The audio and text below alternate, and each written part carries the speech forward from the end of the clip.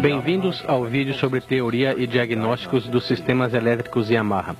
Esta fita é a primeira de uma série de 2 fitas que foram elaboradas com o intuito de ajudar no entendimento do funcionamento da eletricidade e para habilitá-lo a diagnosticar e consertar problemas elétricos o mais rapidamente possível.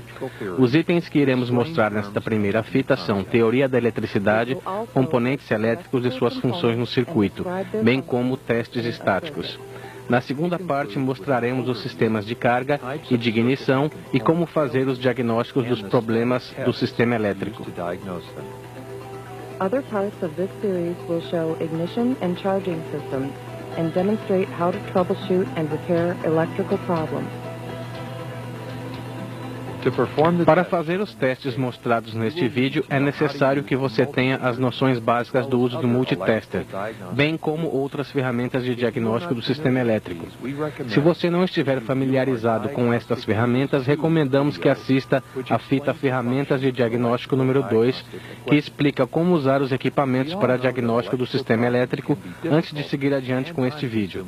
Como todos sabemos, os problemas do sistema elétrico às vezes podem ser difíceis de serem resolvidos e podem gastar muito do seu tempo também para diagnosticar e reparar o problema. Diferentemente de uma peça mecânica que, quando está quebrada, torna-se óbvia a sua substituição, um problema no sistema elétrico geralmente não pode ser visto, a menos que as peças tenham sido expostas a um calor excessivo.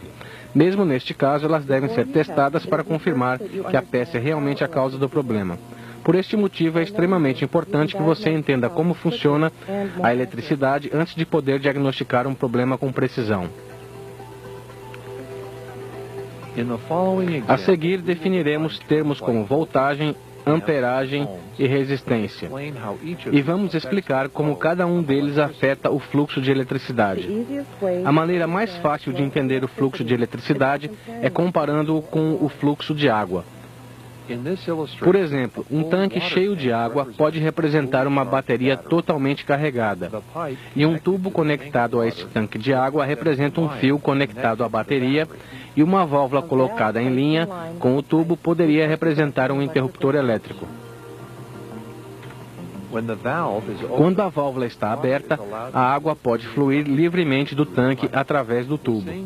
A mesma coisa ocorre em um circuito elétrico. Quando o interruptor é ligado, a eletricidade contida na bateria pode fluir livremente pelo fio. Se a válvula no tanque é deixada aberta e a água do tanque não é reabastecida, a pressão da água vinda pelo tubo diminuirá à medida que o nível da água no tanque diminui. Podemos comparar esta pressão da água com a voltagem elétrica. Se o interruptor de um circuito elétrico é deixado ligado sem o abastecimento da bateria, a quantidade do fluxo de corrente através do fio diminuirá à medida que a voltagem da bateria diminuir. Da mesma forma como associamos pressão de água com voltagem, podemos também associar fluxo de água com fluxo de corrente, que em um circuito elétrico é medido em amperes. Outra similaridade entre fluxo de água e fluxo de corrente é o tamanho do tubo com relação ao tamanho do fio. Sabemos que em um dado período de tempo, a água pode fluir mais através de um tubo de diâmetro maior do que em um tubo de diâmetro menor. A mesma coisa ocorre com a eletricidade. Quanto maior o fio, maior é a capacidade de transmitir corrente ou amperagem neste mesmo período de tempo. O terceiro e último fator é a resistência. Ao colocarmos uma turbina no fluxo de água do tanque, o fluxo de água diminui pela resistência causada pela turbina.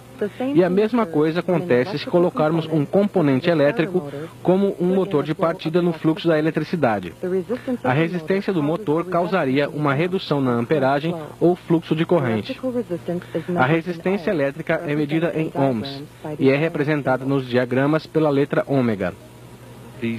Portanto, todos os aspectos da corrente elétrica, pressão ou voltagem, fluxo de corrente ou amperes, resistência ou ohms, estão interligadas.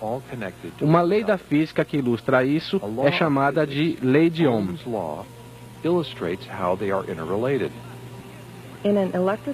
A lei de Ohm afirma que em um circuito elétrico, corrente ou amperes é diretamente proporcional à voltagem e inversamente proporcional à resistência. Usando esta fórmula em forma de pirâmide, podemos calcular o valor de qualquer um deles se tivermos os valores dos outros dois fatores.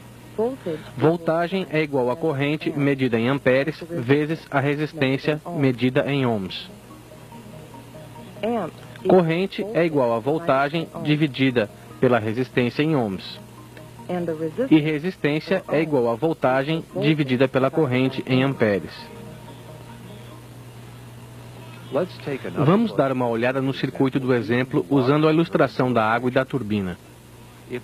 Se o tubo for amassado, a abertura fica menor e o fluxo de água fica diminuído, devido à resistência do amassado. Isto faz com que a turbina gire mais devagar, porque não tem mais a quantidade de água suficiente para girá-la normalmente. A mesma coisa acontece em um circuito elétrico se o fio que carrega a corrente for danificado devido a uma quebra parcial ou de uma forte corrosão. Como a resistência do circuito é aumentada, mas o fornecimento de voltagem permanece o mesmo, a quantidade de corrente diminui e faz com que o motor de partida gire mais devagar. O mesmo resultado acontece se o tubo e o fio estiverem bons, mas o nível da água no tanque estiver baixo, ou se a bateria estiver um pouco descarregada. Como a voltagem diminui, mas a resistência do motor de partida permanece a mesma, a quantidade de corrente através do fio também é reduzida e faz com que a turbina gire mais devagar. A segunda lei da física relacionada à eletricidade é a fórmula de potência. Esta lei estabelece que em um circuito elétrico, a corrente medida em amperes é diretamente proporcional à potência medida em watts e inversamente proporcional à voltagem. Novamente, podemos usar a fórmula em forma de pirâmide para determinar um fator desconhecido se dois dos fatores são fornecidos. Para determinar a quantidade de potência consumida, ou watts, multiplique a corrente em amperes pela voltagem. Para determinar a corrente ou amperagem, divida a potência em watts pela voltagem. E para determinar a voltagem, divida a potência pela corrente. Esta fórmula pode ser muito útil ao tentar determinar algumas coisas como capacidade de fusível em um circuito ao adicionar um acessório, ou qual a capacidade de um gerador recomendada para um cliente que deseja ligar vários aparelhos neste gerador. Por exemplo, se você resolver adicionar um jogo de lâmpadas com um total de 50 watts em um sistema com no máximo 14 volts, você deve dividir os 50 watts pelos 14 volts, o que é igual a 3,57. Neste caso, um fusível de 4 amperes deve ser usado. Neste caso, um cliente possui 3 ferramentas elétricas que ele precisa utilizar em uma construção. Se cada ferramenta funciona em 120 volts e puxa 10 amperes de corrente de partida, você deve multiplicar por 3 os 10 amperes de cada ferramenta, obtendo um total de 30 amperes. Agora multiplique 120 volts por 30 amperes e encontrará um total de 3.600 watts. Portanto, este cliente precisa de um gerador de no mínimo 3.600 watts.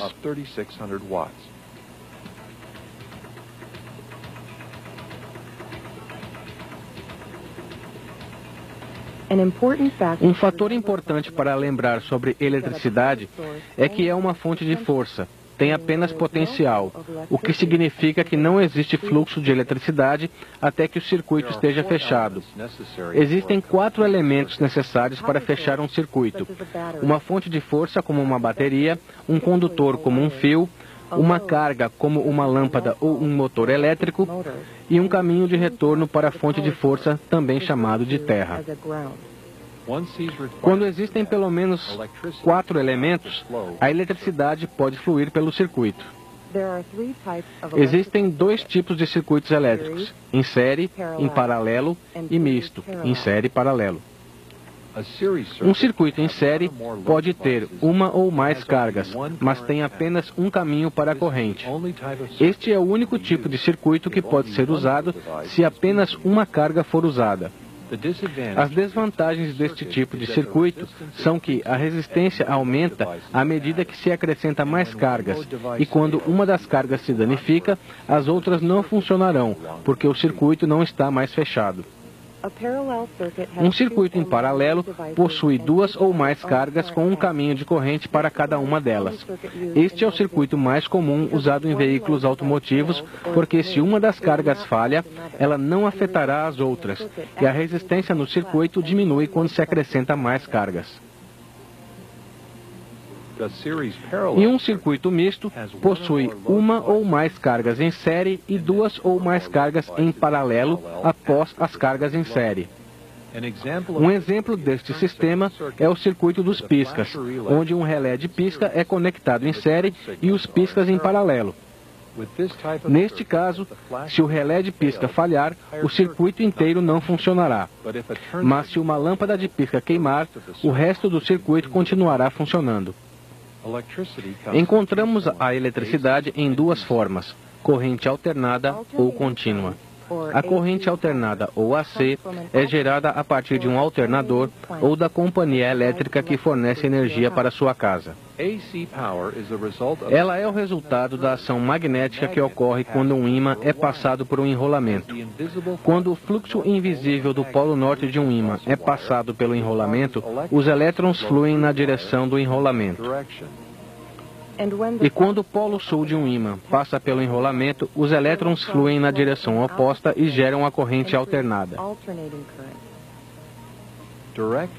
E corrente contínua, ou corrente DC, é a que vem da bateria, ou de uma corrente alternada que foi convertida em corrente contínua, como no sistema de carga das motocicletas.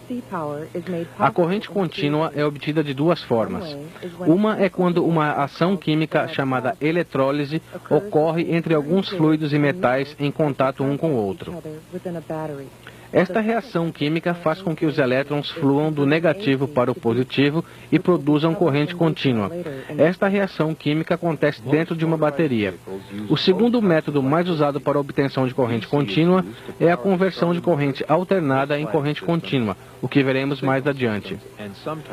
A maioria dos veículos motorizados usam ambos os tipos de eletricidade mencionados aqui. A corrente contínua é usada para movimentar o motor de partida, a maioria dos sistemas de iluminação, sistemas de sinalização e alguns tipos de ignição, enquanto sistemas de carga e outros tipos de ignição convertem a corrente alternada em contínua. Existem casos também nos quais o sistema de iluminação usa a corrente alternada.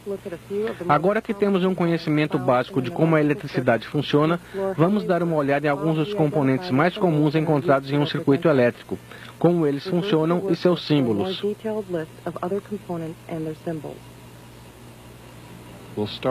Vamos começar com o símbolo do terra. Um bom terra é sempre necessário para fechar um circuito elétrico. Em seguida, as fontes de força. Aqui temos o símbolo para a bateria, a fonte de força de corrente contínua. E uma bobina, que consiste em um fio isolado envolvendo um núcleo de ferro. Dependendo do tipo de bobina, uma das extremidades do fio pode estar fixada ao núcleo de ferro fazendo um terra. A magnitude da corrente alternada é determinada pelo diâmetro e comprimento do fio e pela velocidade com que o ímã passa pela bobina. Existem dois tipos básicos de bobinas usadas nos sistemas de ignição e de carga. Uma é a bobina simples, que tem uma extremidade do fio saindo da bobina para fornecer força, e a outra extremidade é fixada no núcleo da bobina. O outro tipo é a bobina dupla, que fornece força pelos dois fios que saem dela. O uso de uma bobina ou de outra depende apenas do tipo de aplicação. Um relé é um eletroímã que, quando energizado, ou puxa um conjunto de contatos para fechar um circuito, ou puxa os contatos para abrir o circuito. Eles são geralmente usados quando outras necessidades devem ser atendidas antes que um determinado circuito possa ser ativado. Um relé de corte de ignição em uma motocicleta é um bom exemplo disto. Antes que a partida possa ser energizada, o interruptor engine stop deve estar na posição run e a motocicleta deve estar em ponto morto ou com a embreagem desengatada e o cavalete lateral recolhido. Uma vez que este critério é atendido, o relé de corte de ignição é energizado e, pressionando-se o botão de partida, o relé de partida será energizado e, por sua vez, energiza o motor de partida. Um relé de partida é um pouco diferente quanto ao seu projeto e propósito em relação ao relé de corte de ignição. Um relé de partida empurra dois contatos maiores para fechar o circuito. Este tipo de relé é usado quando a corrente necessária para um determinado componente, como um motor de partida, excede a capacidade do fio. Usando-se um relé, fios mais finos podem ser usados para ativar o relé, e os fios mais grossos podem ser usados para a fonte de força através dos contatos grandes do relé e depois para o componente.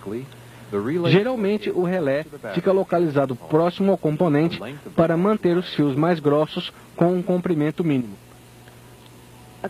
Um capacitor, também chamado de condensador, é usado para armazenar corrente contínua. Ele é geralmente usado em ignições por descarga capacitiva ou CDI, para armazenar a força elétrica para a bobina de ignição. Outro elemento muito comum é o diodo, que também é chamado de retificador e permite que a corrente contínua flua apenas em um sentido. Como a voltagem alternada viaja em ambos os sentidos e um diodo padrão só deixa passar a voltagem contínua, ele também é usado para converter voltagem alternada em contínua, eliminando a parte inferior do ciclo, sendo então chamado de retificador de meia onda. Quando um grupo de diodos são dispostos de uma certa forma, eles podem retificar tanto a parte superior quanto a inferior de um ciclo de corrente alternada em corrente contínua, e é, portanto, chamado de retificador de onda completa. Este assunto será mostrado com mais detalhes na seção sobre sistema de carga. Como só a corrente contínua pode passar pelo diodo, ele pode também evitar que a corrente contínua retroceda no circuito. Um exemplo disto é o circuito de partida de uma YZF-600. Quando o botão de partida é pressionado, a luz de óleo e a de combustível acendem para fazer uma verificação do funcionamento das lâmpadas. Se estes diodos não estivessem presentes no circuito e o nível de óleo baixasse o suficiente para ativar o interruptor, os circuitos para a partida e para a luz de combustível também seriam fechados e acenderiam as lâmpadas também. Mas com os diodos no lugar, o fluxo é bloqueado e os sistemas trabalham corretamente. Existem três tipos básicos de falha que podem ocorrer em um circuito elétrico ou em um componente: um curto-circuito, um circuito aberto ou uma resistência excessiva. Vamos dar uma olhada mais de perto nestas falhas e nos procedimentos de teste estático usados para diagnosticá-los. Primeiro é o curto-circuito, que é literalmente o que o nome diz. Um curto-circuito ocorre quando o caminho da força vai para o terra, antes de chegar ao seu destino. Isto é causado por danos no isolamento do fio, fazendo com que o fio entre em contato com o terra. Quando isso ocorre, a resistência no circuito cai, porque as cargas por onde a corrente deveria passar ficam eliminadas do circuito. A resistência reduzida faz com que o fluxo de corrente no circuito aumente. Se o fusível não proteger o circuito, a quantidade excessiva de corrente irá derreter o circuito inteiro. Esta é a razão para circuitos serem protegidos por fusíveis e também o porquê de ser muito importante usar fusíveis de capacidade correta para um determinado circuito. Quando um fio que precisa de um terra para fechar o circuito entra em curto, o circuito pode ser ativado na hora errada. Podemos ver neste quadriciclo que se o fio azul do interruptor de neutro estiver em curto com o fio preto do painel, o sistema iria pensar que está em neutro, mesmo não estando. Os curtos também podem ocorrer nas bobinas. Como mencionado anteriormente, uma bobina consiste de um núcleo de ferro envolvido por um fio isolado, podendo ter uma das extremidades fixada ao núcleo. A resistência de uma bobina é determinada pelo comprimento e diâmetro do fio. Quanto mais fino e comprido for o fio, maior será sua resistência. Ao testar uma bobina simples, apenas um teste de resistência pode ser feito com um multitester. Colocando uma ponta de prova no cabo de vela e a outra no núcleo da bobina ou em um bom terra, você mede a resistência da bobina. Uma medição menor do que a especificada indicaria que o enrolamento está em curto com seu próprio fio ou com o núcleo. Uma alta resistência indicaria uma quebra parcial no fio do enrolamento. Uma bobina dupla, no entanto, é diferente, porque o enrolamento não é fixado no núcleo e, portanto, não é normalmente aterrado sob condições normais. Então, se a resistência estiver abaixo da especificada, a única causa possível é que o enrolamento esteja em curto com seu próprio fio. Se o enrolamento estiver em curto com o terra nesse tipo de bobina, este curto não seria detectado por um teste normal de resistência, porque o teste de resistência é medido entre os dois fios, ao invés de ser medido entre um fio e o terra. Por isso, uma bobina dupla pode parecer estar boa quando não está, e, portanto, é extremamente importante testar esse tipo de bobina quanto a curtos com o terra. O teste de curto com o terra em uma bobina dupla pode ser feito por qualquer um dos cabos de vela com o terra. Com um multitester na escala mais alta de resistência, você deve obter uma resistência infinita, ou um circuito aberto. Caso contrário, a bobina está danificada. Se o teste padrão de resistência mostrar uma leitura muito alta, isto quer dizer que o enrolamento está parcialmente danificado ou oxidado. Vimos na comparação com o fluxo de água através de um tubo que o diâmetro do tubo determina a quantidade de água que passa por ele. Se o tubo estiver amassado, a quantidade de água que pode fluir pelo tubo seria reduzida por causa da restrição no tubo. O mesmo é verdade para a bobina. Se o fio estiver parcialmente quebrado, a quantidade de corrente que poderia fluir por ele seria reduzido por causa do aumento da resistência. Um circuito aberto é o problema mais fácil de ser detectado, porque ele torna o circuito inoperante. Com um voltímetro, você pode rastrear o fluxo de corrente de uma conexão para outra. Uma vez localizada a área na qual a corrente para, você pode usar o multitester, na escala de resistência, para verificar a continuidade nas seções do fio, interruptores e conectores. Um passo importante em tentar achar a causa de um circuito aberto é verificar os terras do circuito. Uma conexão de terra frouxa ou oxidada pode também ser a causa de um circuito aberto. Uma resistência excessiva causada pela oxidação também pode causar problemas elétricos intermitentes, bem como derreter conectores e fios. A corrosão em um circuito pode causar uma alta resistência no ponto oxidado, e isso é muito comum nos conectores. Como o calor é um produto da resistência alta em um circuito elétrico, a corrente enviada a um componente pode causar um calor extremo no seu conector e derretê-lo. É muito importante prestar atenção na propensão à corrosão nos conectores em aplicações como motores de popa e veículos aquáticos.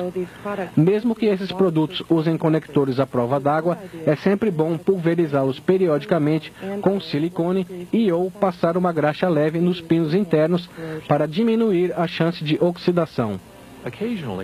Ocasionalmente, um problema de resistência alta só pode ser detectado por um teste chamado de teste de queda de voltagem. Esse teste mede o quanto de voltagem está sendo consumido em cada fio, conector, interruptor e componente pela resistência exageradamente alta. Um teste de queda de voltagem é mais usado quando um circuito está funcionando apenas parcialmente. Um exemplo disto é o de um motor de partida que gira lentamente ou uma luz fraca. Para termos uma ideia de que medidas devemos obter ao fazer esse teste, usaremos um circuito de partida em perfeito estado de funcionamento. Antes de começar, certifique-se de que a bateria ou uma conexão ruim não são a causa do problema. Começando pelo cabo positivo da bateria e indo pelo circuito, conecte uma das pontas de prova de um multitester no lado positivo da bateria e o outro no lado positivo do solenoide de partida. Ajuste o multitester para a escala de 20 volts DC e gire a chave de ignição para a posição ON. A leitura no aparelho deve ser 0. E a cada vez que você pressionar o botão de partida, a leitura deverá ser menor do que 0,2 volts, como vemos aqui. Isso significa que o cabo positivo da bateria está normal. Agora conecte as pontas de prova nos lados positivo e negativo do relé de partida. Como um dos lados está conectado à bateria e o outro ao terra, a leitura será a da voltagem da bateria. Novamente, a voltagem medida deve cair para menos de 0,2 volts quando o circuito é ativado, para que o componente testado possa ser considerado em boas condições. Continue pelo circuito até chegar ao terra, ou até encontrar um lugar onde a voltagem não esteja abaixo de 0,2 volts. Se você suspeitar que o conector é a fonte do problema, coloque as pontas de prova do multitester em lados opostos do conector e ative o circuito. Se a leitura estiver abaixo de 0,2 volts, o conector está normal.